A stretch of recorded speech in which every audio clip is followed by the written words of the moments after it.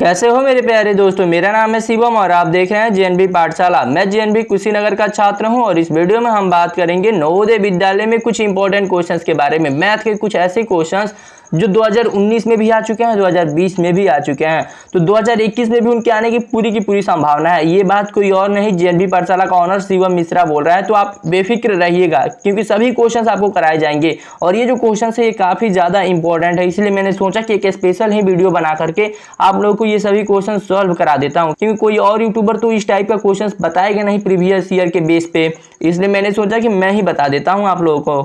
दोस्तों आप सभी के लिए एक छोटा सा इन्फॉर्मेशन है, इसको सुन लो। मैंने नवोदय विद्यालय की प्रिपरेशन के लिए यानी क्विक प्रिपरेशन के लिए जो आपका पेपर है उसके लिए काफी अच्छा बुक ढूंढ करके निकाल दिया है। और ये जो बुक है ये चक्षु पब्लिकेशन का बुक है और इस बुक की जो खासियत है मतलब काफी अच्छा है। इस बुक में आपको मतलब प्रीवियस ईयर तो मिल ही जाएगा, साथ ही साथ आपको मतलब प्रैक्टिस सेट भी मिल जा रहा है और आपको जो बुक की और भी चीजें चाहिए वो भी मिल जाएगा और इसे आप काफी ज्यादा क्विक रिविजन कर सकते हो। और इसमें जो मॉडल पेपर बनाया गया है वो काफी अच्छे से बनाया गया है। अगर इसको आप पढ़ करके जाते हो तो एग्जाम में ज्यादातर मार्क्स आने के आपके चांसेस बन सकते हैं। तो एक बार इस बुक को आप जरूर चेकआउट कीजिएगा। इस बुक को आप फ्लिपकार्ट, अमेजन कहीं से खरीद सकते हैं। बस ये चक्षु पब्लिकेशन आप कहीं पे भी जाकर के लिखना चक्षु नवोदय विद्यालय। अगर फ्लिपकार्ट या अमेजन पे भी लिखते हो तो आपको ये बुक मिल जाएगा। या आप बुक चाहते हो कुरियर द्वारा अपने घर पे मंगवाने के लिए तो यहाँ पे पब्लिकेशन जो है इस पब्लिकेशन का नंबर दिया गया है, तो जरूर यहाँ पे कॉन्टैक्ट करना। वैसे इस बुक का जो प्राइस है वो 319 रुपये है, लेकिन जेएनवी पाठशाला अगर इसका प्रमोशन कर रहा है तो ये बुक आपको और भी सस्ते में मिल जाएगा। अगर आप फ्लिपकार्ट और अमेजन पे इसको खरीदोगे तो सिर्फ 260 रुपये में मिल जाएगा। अगर आपको कुरियर द्वारा इस बुक को चाहिए तो आप इस दिए गए कॉन्टैक्ट नंबर पे कॉल करके जरूर एक बार पता करना।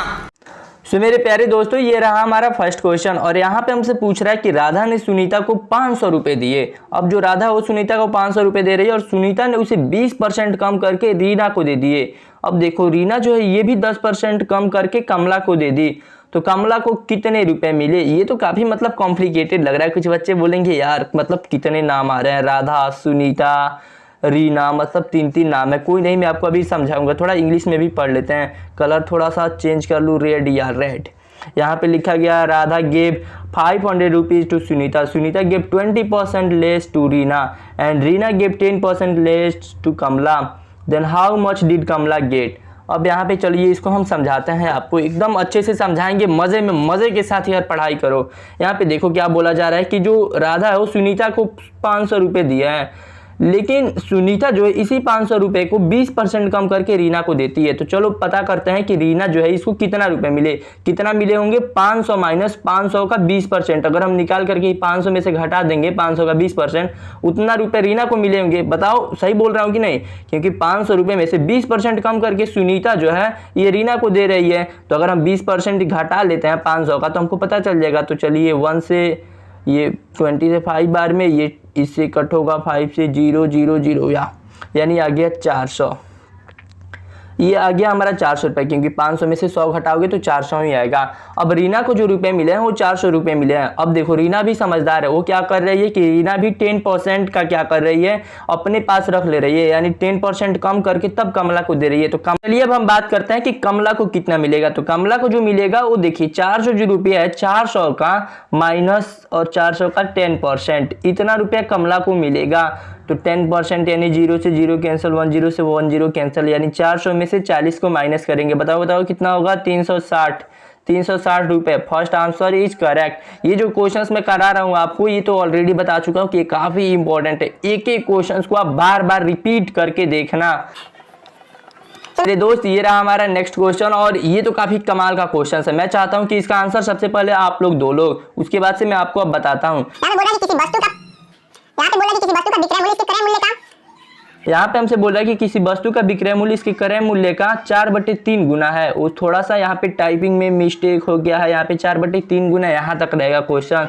तो लाभ प्रतिशत बताना है कि कितना लाभ होगा। यहाँ पे देखिए, चलिए हम मान लेते हैं कि हमारा जो क्रय मूल्य है, तो हमारा जो क्रय मूल्य है वो हमारा x है। यहाँ पे सॉरी इंग्लिश में भी हम पढ़ लेते हैं। The selling price of an article is it's, यहाँ पे रहेगा 4/3 टाइम्स इट्स कॉस्ट प्राइस, यहाँ पे लिख दिया है। Then what is the profit percentage? तो इसका आप थोड़ा सा ध्यान रखना, यहाँ पे थोड़ा सा गड़बड़ हो गया। यहाँ पे ये टाइम जो है ये 4/3 टाइम्स रहेगा। तो अब यहाँ पे देखिए हमारा जो सीपी है यानी जो क्रय मूल्य, इसको हम मान लेते हैं एक्स। तो इस तरीके से हमारा जो एसपी है यानी जो विक्रय मूल्य है वो हमारा कितना हो जाएगा बताओ आप खुद ही। ये इतना दिया है 4/3 टाइम्स, यानी जो हमारा क्रय मूल्य है उसका हमारा ये 4x/3 हो जाएगा। इतना तो आप समझ ही रहे हो, इतना तक तो हो गया। अब देखो हमसे क्या बोल रहा है कि लाभ प्रतिशत बताना है आपको, प्रॉफिट परसेंटेज। तो सबसे पहले हमें लाभ पता होना चाहिए कि लाभ कितना हुआ है। लाभ का फॉर्मूला क्या होता है कि हम एसपी में से सीपी को माइनस करेंगे, विक्रय मूल्य में से क्रय मूल्य को। तो इस तरीके से जब हम घटाएंगे 4x/3 और माइनस x करेंगे तो ये 3x, देखो इसको 1 कर लो, अब आप सॉल्व कर लेना। तो इसको आप करोगे तो 3x, 4x में से 3x गया तो सिर्फ x बचेगा और नीचे 3 बचेगा। तो इस तरीके से हमने लाभ निकाल लिया है। जो हमारा लाभ है वो हो गया हमारा x/3 और हमको लाभ परसेंट निकालना है। तो ये लाभ परसेंट का फॉर्मूला जो होता है हमारा प्रॉफिट परसेंट बाय, तो ये होता है हमारा लाभ गुणे 100 और बटा हमारा होता है क्रय मूल्य। और क्रय मूल्य को हमने क्या माना था बताओ आप, x माना था। ये हो गया हमारा x। यहाँ पे देखो x से x हमारा कैंसिल हो जाएगा जब x को हम ऊपर भेजेंगे। तो ये हो गया x को, तो x को जब हम ऊपर भेजेंगे तो ये 3x यहाँ पे हो जाता है। इतना आप समझ रहे हो, नहीं तो आप खुद ही भी एक बार करके देख लेना। तो इस तरीके से ये 100/3 हो जाएगा और जब इसको हम चेंज करेंगे तो 33 सही 1/3%। तो option number D is correct. वैसे ये क्वेश्चन थोड़ा सा यहाँ पे ये जो गुना लिखा था कि इतना गुना है, इतना टाइम्स है, तो ये थोड़ा सा आपको डिस्टर्ब कर सकता, but this is very easy question. And dear दोस्तों, ये रहा हमारा नेक्स्ट क्वेश्चन और मैं दावे के साथ बोल सकता हूँ, मतलब मेरी गारंटी लिखा वाला हूँ कि 2021 में ये क्वेश्चन आएगा। मतलब ये बात जेएनडी पाठशाला बोल रहा है, कोई फ्रॉड यूट्यूब चैनल वाला नहीं बोल रहा है, तो आप समझ सकते हो। क्योंकि इस टाइप का क्वेश्चन 2019 में भी आया है, 2020 में भी आया है। और आप चिंता ना करो, प्रीवियस ईयर का एनालिसिस ही करके एक ऐसा धमाकेदार वीडियो ला दे रहा हूँ जो पूरे यूट्यूब पे किसी भी चैनल पे नहीं होगा, सिर्फ जेएनडी पाठशाला पे ही होगा। उसके बाद से भले ही कोई और डाल दे तो दूसरी बात है। यहाँ पे लिखा गया है कि एक बस दिल्ली से देहरादून के लिए 10:15 पर प्रातःकाल चली। यात्रा पूरी करने में 6 घंटे 30 मिनट लगे। तो बस देहरादून कितने बजे पहुंचेगी? A bus left from Delhi to Dehradun at 10:15 AM. It took 6 hours 30 minutes to complete the journey. At what the time did the bus reach Dehradun? अब यहाँ पे बताना है हमको। यहाँ पे देखो बोल रहा है कि दिल्ली से, ये हो गया हमारा दिल्ली और ये हो गया हमारा देहरादून।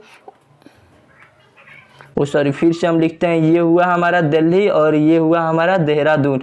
अब यहाँ पे हमसे क्या बोल रहा है कि एक बस दिल्ली से देहरादून के लिए 10:15 पे चलती है, 10:15 पे चलती है और 6.5 घंटे में अपने यात्रा कंप्लीट करती है। तो चलिए इसमें हमें ऐड कर देते हैं। तो इसमें जब हम ऐड करेंगे तो यहाँ पे ये हमारा 45 हो जाएगा, क्योंकि 15 में जब हम आधे घंटे को जोड़ेंगे 30 मिनट को तो ये 45 मिनट हो जाएगा।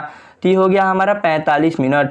अब हमसे क्या बोल रहा है कि 10 बजे चली और वो पहुंच कितनी जाती है? 6 घंटे बाद पहुंच जाती है। तो 10 घंटे में हम 6 घंटे को ऐड करेंगे, 10 बजे में 6 घंटे को ऐड करेंगे तो ये हो जाएगा हमारा 11, 12, 1, 2, 3, 4, यानी 4:45 पे जो बस है वो शाम के समय में देहरादून पहुंच जाएगी। And first option is correct.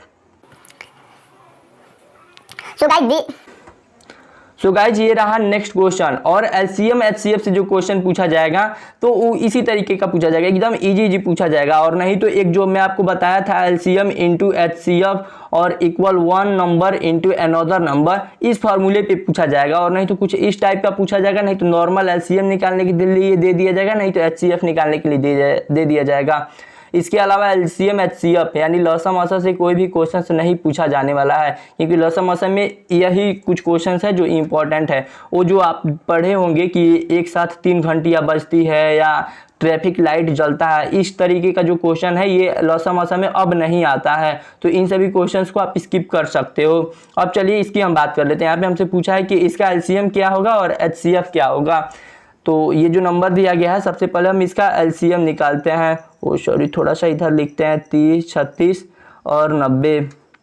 तो हम क्या करते हैं, सबसे पहले 6 से कट करते हैं, 6 से 5, 6 से 6 और 6 से 15 बार में। फिर क्या करते हैं कि 5 से कट कर लेते हैं 1, फिर यहाँ पे ये 6 ही और यहाँ पे ये कट करेंगे तो ये हमारा आ जाएगा 3। फिर करते हैं हम 3 से कट 1, 2, 1। इसको हम मल्टीप्लाई करा लेते हैं तो ये होगा हमारा 6 6 जा, ये होगा हमारा 3, तो ये हो जाएगा हमारा 2 3 6 6 5 30 और 30 छक 30 गुणे 6 180। ये तो हो गया हमारा ये 180 हो गया हमारा एलसीएम। तो चलिए इसको हम लिख लेते हैं कि जो हमारा एलसीएम है ये हो गया हमारा एलसीएम 180। अब हम इसका एचसीएफ निकालते हैं। तो जब इसका हम एचसीएफ निकालेंगे तो 30 से 90 को हम सबसे पहले डिवाइड करते हैं। तो जब हम इसको डिवाइड करेंगे 3 बार में 90 ये हो गया कट। फिर से हम 30 से क्या करेंगे 36 को भी डिवाइड करेंगे। तो इससे ये 1 बार में 3 फिर ये 6 फिर 3 यानी आएगा ये हमारा 6 आएगा। और इस तरीके से ये हमारा एलसीएम जो था ये हो गया 180 और एचसीएफ जो था ये हमारा हो गया 6। और जब इसको हम माइनस करेंगे तो ये 1 आएगा 74।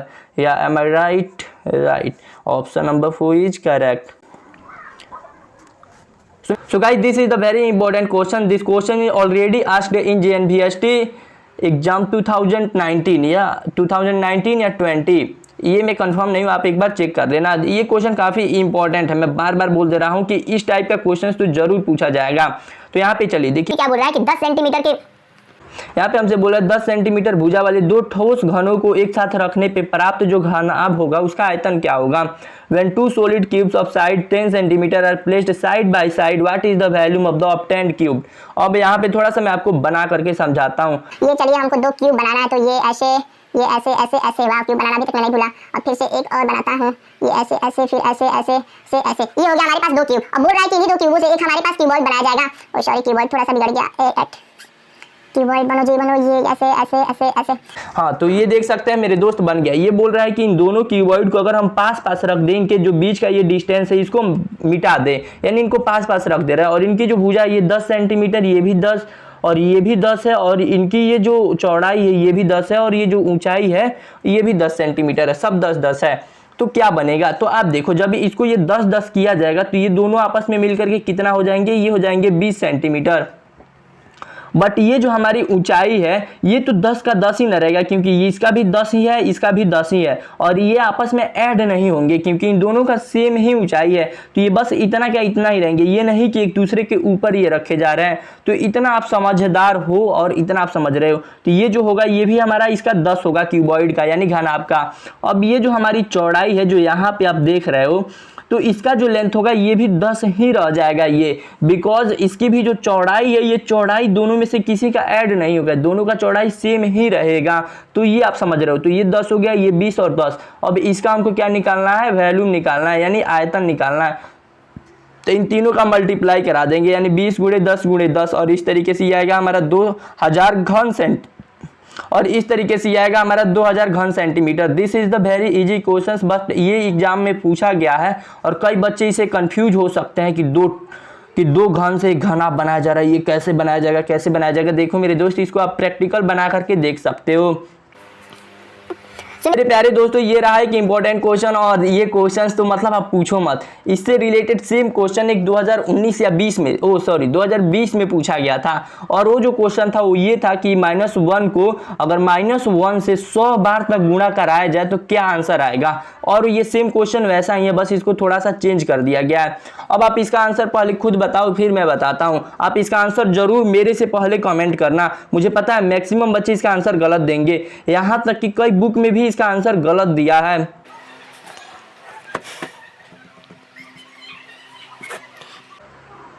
यहाँ तक कि कई बुक में भी इसका आंसर गलत दिया है, जैसे कि विद्यासागर के बुक में अगर 2020 वाला जो क्वेश्चन आया था कि -1 को -1 से 100 बार तक मल्टीप्लाई करा जाए तो उसका आंसर क्या होगा, तो विद्यासागर में ये क्वेश्चन गलत तरीके से समझाया गया है। लेकिन आज मैं इसको सही तरीके से आपको समझाने वाला हूँ। यहाँ पे देखो क्या बोल रहा है कि -1 है, -1 को हम ब्रैकेट में कर लेते हैं, और इसको गुणा किससे कराना है, -1 से। और ये जो -1 है, ये वाला हमारा जो -1 है ये 29 बार आएगा।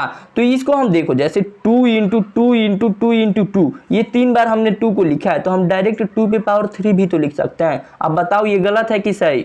ऑफ कोर्स मेरे दोस्त सही है। 2 पे पावर जैसे 2 × 2 × 2 × 2, ये मान लो मैंने 4 पे लिखा है, तो इस पे 2⁴ मैं डायरेक्ट लिख सकता हूँ। तो वैसे ही मैं थोड़ा सा यहाँ पे दिमाग लगाऊंगा, और जैसे -1 को हम 38 बार न लिख करके डायरेक्ट -1 पे जो पावर है उसको हम क्या करते हैं कि 38 लिख लेते हैं। अब बताओ ये सही तरीका है कि नहीं, मतलब JNP पाठशाला माइंड सही लगाया है कि नहीं, आप खुद कमेंट करो पहले नीचे, फिर अब मैं आपको इसको समझाता हूँ। ये थोड़ा सा कलर चेंज कर लेते हैं। अब देखो ये रहा हमारा क्वेश्चन और इस पे हमने कर लिया 38, इसका स्क्वायर कर, इसका उस पर पावर लगा लिया। अब देखो जब -1 पे कभी भी कोई भी यहाँ पे इवन नंबर हो यानी सम संख्या हो पावर में, तो उसका जो आंसर आएगा ऑलवेज यानी हमेशा उसका जो आंसर आएगा हमेशा पॉजिटिव में 1 आएगा। और कभी भी अगर -1 का पावर ऑड हो यानी विषम संख्या हो तो कभी भी उसका आंसर जो आएगा वो -1 आएगा। तो ये दो चीज़ें आप स्टार मार्क करके लिख लेना मेरे दोस्त, ये आपके लिए बहुत ज़्यादा जरूरी है। उम्मीद है कि आपने लिख लिया होगा। तो इसको हम कर देते हैं इरेज, हो जाओ जी इरेज को। तो इसके अकॉर्डिंग जो हमारा यहाँ पे पावर जो है ये 38 है, तो ये हमारा कितना हो जाएगा, इसका टोटल आंसर हमारा कितना आएगा, जब -1 को हम गुणा करेंगे तो इसका टोटल आंसर सिर्फ 1 आएगा। और 1 को जब -1 से हम गुणा करेंगे तो इसका आंसर -1 आएगा। और जो अभी मैंने विद्यासागर वाला बात बताया, तो विद्यासागर के बुक में आप देखना यहाँ पे जो आंसर बताया गया था वो पॉजिटिव +1 बताया गया था, जो कि विद्यासागर में गलत दिया है। और यहाँ पे ये option number A is correct. इस वीडियो को भी अपने सभी दोस्तों के पास शेयर कर देना ताकि उनको भी ये सभी रियलिटी पता चल सके और वो भी ये छोटी छोटी मिस्टेक ना करे। और वीडियो को लाइक तो आपने कर ही दिया होगा। और JNV पाठशाला को अभी भी आपने सब्सक्राइब नहीं किया, क्योंकि अभी भी सिर्फ 20% ही मेरे सब्सक्राइबर मेरे वीडियो देखते हैं, बाकी 80% लोग तो सिर्फ ऐसे ही देखते हैं। तो जो 80% वाले लोग हैं प्लीज़ आप भी चैनल को जल्दी जल्दी सब्सक्राइब कर लीजिए। मिलते हैं अगले वीडियो में, तब तक के लिए जय हिंद जय नवोदय।